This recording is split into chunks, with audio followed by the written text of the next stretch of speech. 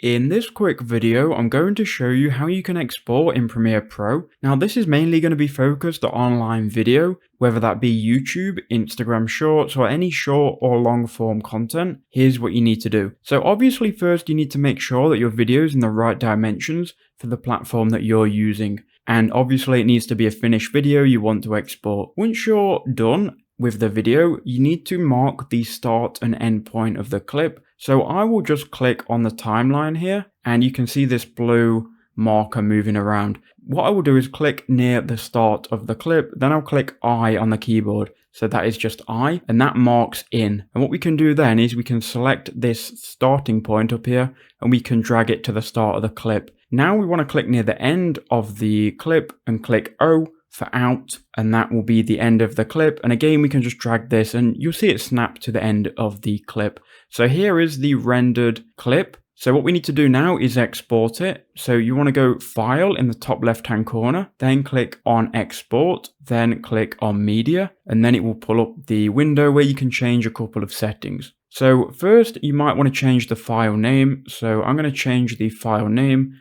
to export tutorial.mp4. We can then go to location and obviously choose the location you want to save it to. I'll just save it to this random folder, this InstaReel folder, just as an example, but you can choose wherever you want. Now, I always render in the H.264 format because it's the best for online video. It's going to make sure that everything is rendered in high quality. Here you've got the video source dimensions and the output dimensions. These are going to differ depending on your dimensions that you're using and what platform you're exporting your clip for. But what I would do is make sure the format is H.264. And then I've got match source on adaptive bitrate, but you could change this to high quality 1080p. If you shot in 4K, you could also change this to 4K as well, but I just export in adaptive bitrate and it usually exports in 1080p.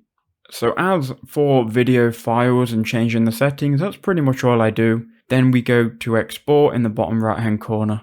Then it will start to export your clip and it will then be in the folder once this goes to 100%.